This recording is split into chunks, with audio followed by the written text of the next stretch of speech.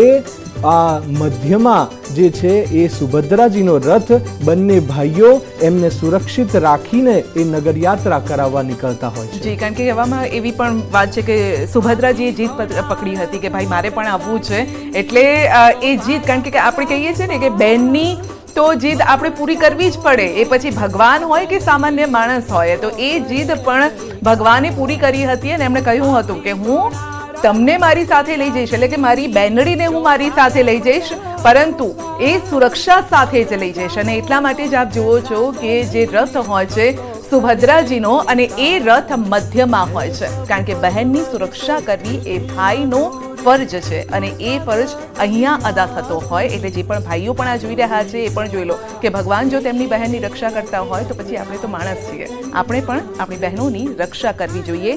આ એક મેસેજ. હજુ તો ઘણા બધા મેસેજ છે લઈને આવી રહ્યા છે એક નાનકડા બ્રેક બાદ.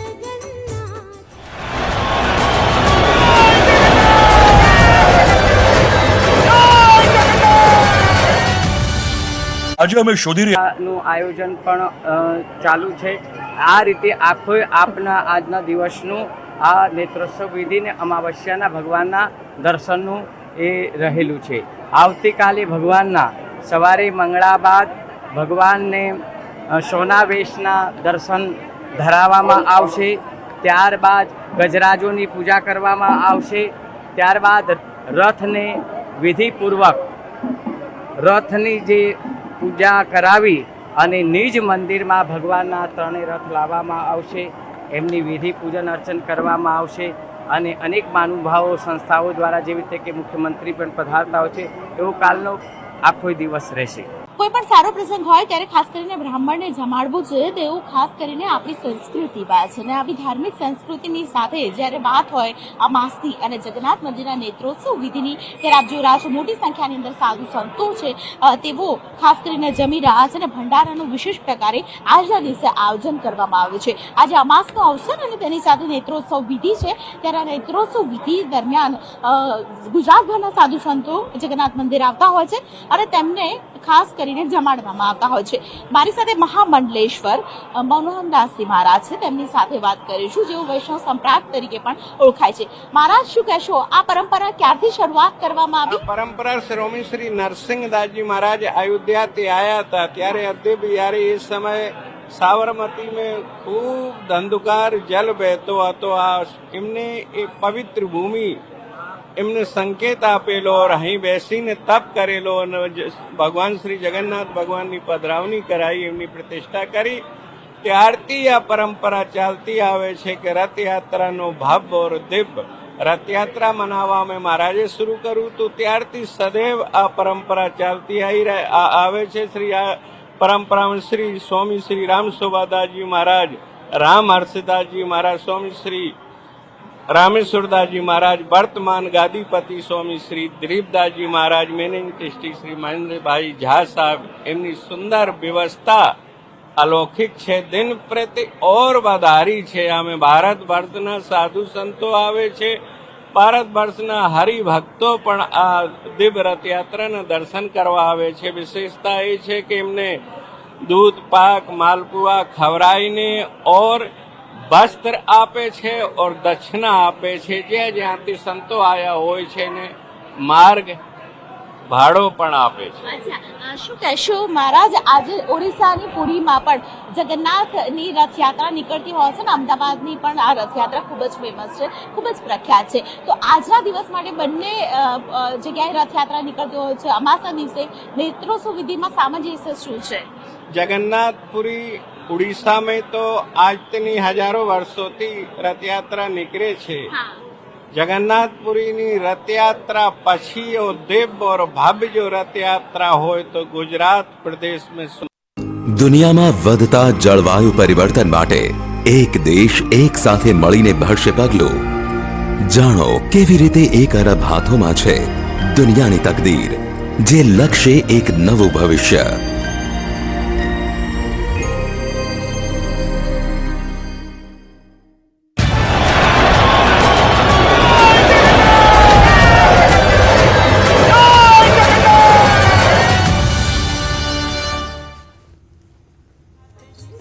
જય જગન્નાથ, આપનું સ્વાગત છે.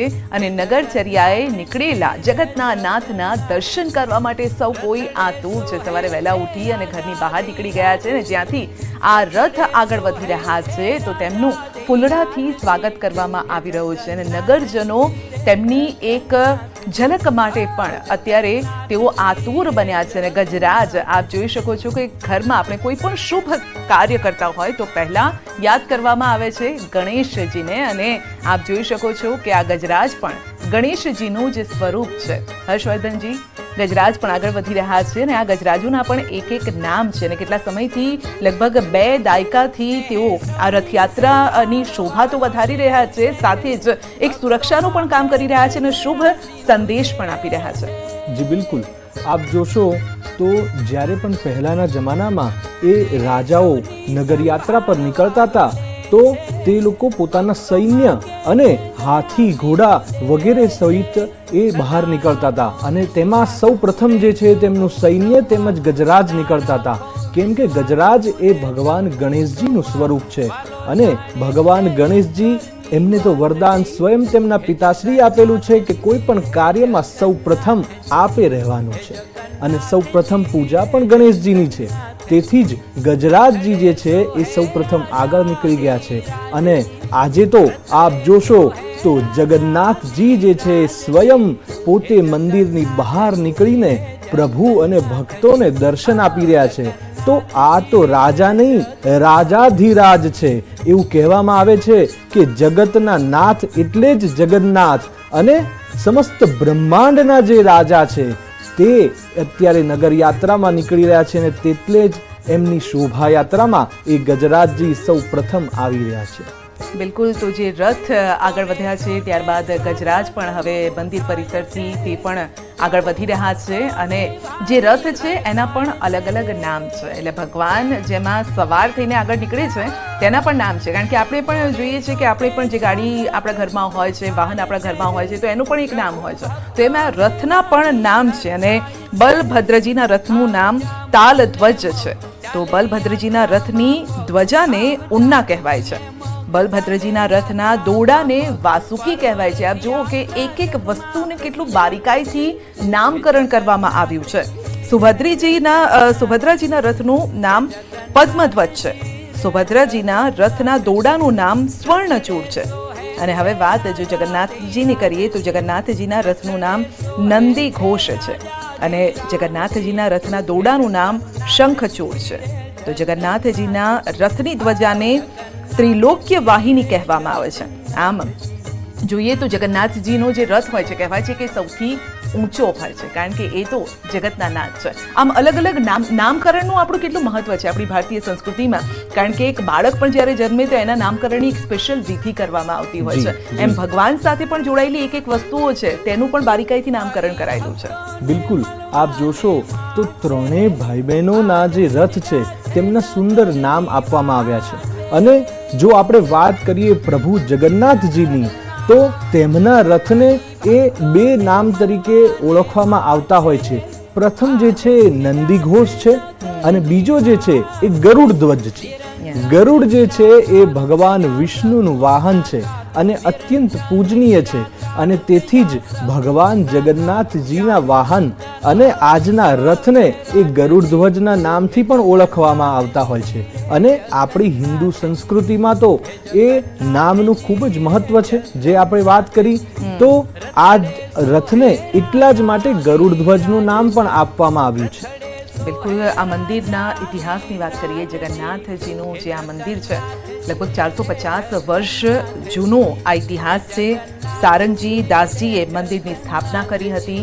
જગન્નાથ મંદિરની વાત કરી રહ્યા છે. અને જમાલપુરમાં ગાદીની સ્થાપના થઈ જગન્નાથ મંદિર પહેલા ત્યાં હનુમાનજીનું મંદિર હતું. એટલે આ પણ એક જોગાનું જોગ છે કે હનુમાનજી, જેને બજરંગ બલી કહેવામાં આવે છે, તેમનું મંદિર હતું.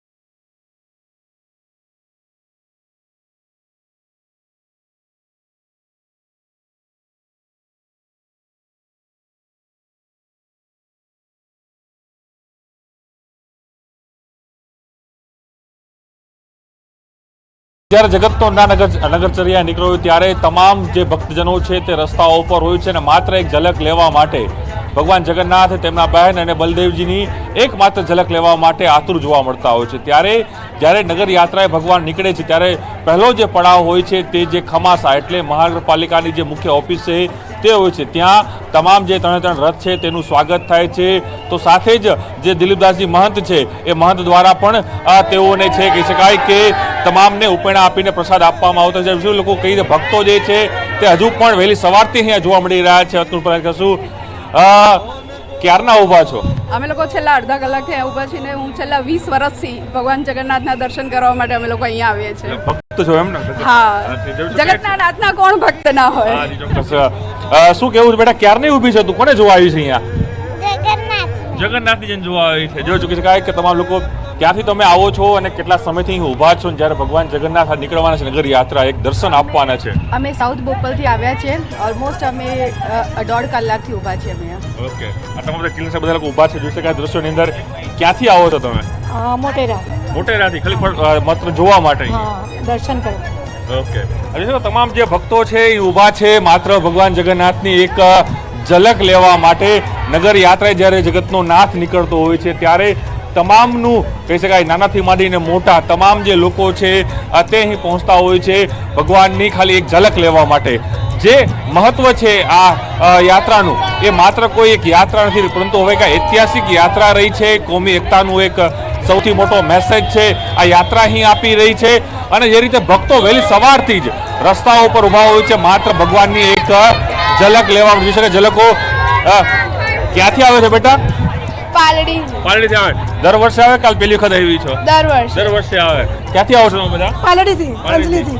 એટલે બધું નજીકથી જોશો કેવું લાગશે દર્શન ભગવાન? અમે છેલ્લા 15 વર્ષથી અહીંયાથી જ જોઈએ છે. બહુ મજા આવે છે. અદ્ભુત.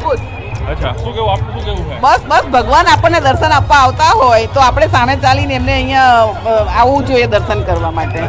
કોઈ આ મનોકામના હોય ને પૂર્ણ થતી હોય થાય છે જ. આજે ભક્તો છે જોઈ શકાય છે કે હજુ પણ આપણે દ્રશ્યો બતાવી સંધ્યા કે તમામ જે ભક્તો છે રસ્તાઓ પર ઊભા છે માત્ર ખાલી એક ભગવાનની ઝલક માટે. કારણ કે આ એક એવો દિવસ હોય છે કે ભગવાન સામે ચાલીને પોતાના ભક્તોને છે તે મળતા હોય છે, તેને દર્શન આપતા હોય છે. હર હંમેશા માટે ભગવાન છે તે મંદિરમાં બિરાજતા હોય છે. પરંતુ આ એક એવો પર્વ છે અષાઢી બીજનો દિવસ કે જેની અંદર અમદાવાદની અંદર અને આ યાત્રા જે છે સંધ્યા એ માત્ર હવે અમદાવાદ પૂરતી નહીં પરંતુ સમગ્ર ભારતની સૌથી લાંબી આ યાત્રા છે તે બની ગઈ છે. અને તેને લઈને લાખોની સંખ્યામાં જે ભક્તો છે એ રસ્તાઓ ઉપર માત્ર ભગવાનની એક ઝલક લેવા માટે, એના એક દર્શન કરવા માટે અને જે રૂપ બિલકુલ. તો દર્શન માટે અત્યારે ભક્તો અધીરા બન્યા છે. કહેવાય છે કે આજે કોઈને થાક નથી લાગતો.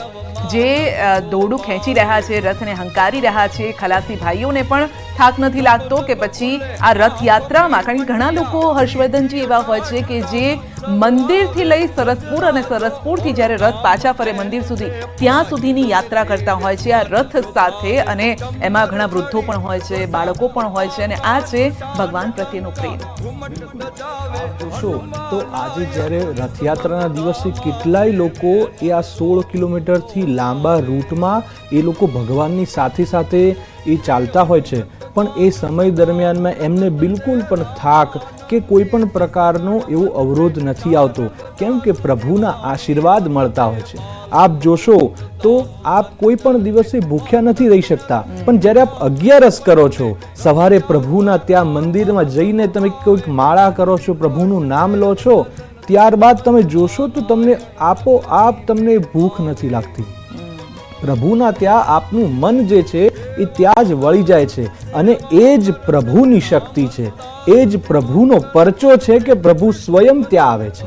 અને એટલે જ આપણે જોશો તો બહુ જ બધા લોકો, ઇવન આ ખલાસી ભાઈઓ જે છે તે તો દેશ વિદેશથી આવતા હોય છે, જે પોતાના કામ ધંધા છોડીને 2 દિવસ અગાઉ પણ આવી જતા હોય છે. અને આ પ્રભુના રથ ખેંચવાનો જે એમને હક મળેલો છે તે છેકથી છેક સુધી તે ભાઈઓ જે છે એ પ્રભુને રથને હંકારી રહેતા હોય છે. બિલકુલ, હમણાં ભક્તો સાથે જે વાતચીત કરી, કોઈ 1.5 કલાકથી ઊભું છે, કોઈ અડધો કલાકથી ઊભું છે, નાના નાના બાળકો પણ એટલા કલાકોથી ઊભા છે, કોઈ દૂરથી આવ્યું છે, પૂર્વમાં નીકળતી આ રથયાત્રા છે અને પશ્ચિમના છેડેથી કોઈ ત્યાં પહોંચ્યું છે. અને આ જ બતાવે છે કે ભક્તોને કઈ રીતે જગન્નાથજીએ ભક્તોના દિલમાં કઈ રીતે તેમણે સ્થાન મેળવ્યું છે. અને એક બેને તો વાત કરી, હું છેલ્લા 20 વર્ષથી આ રથયાત્રાને જોઈ રહી છું.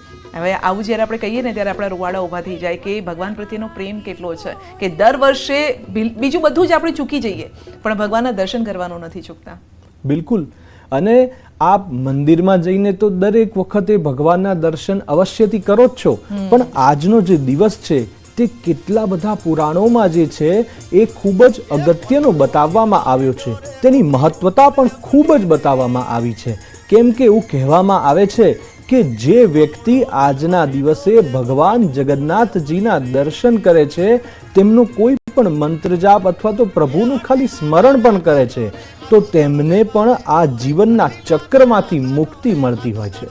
અને તેથી જ આટલું બધું મહેરામણ જે છે એ પ્રભુના દર્શન કરવા દૂર દૂરથી આવતા હોય છે. કલાકો સુધી એ આ ભીડમાં ઊભા હોય છે અને પ્રભુના દર્શનથી હર્ષોલ્લાસ થતો હોય છે.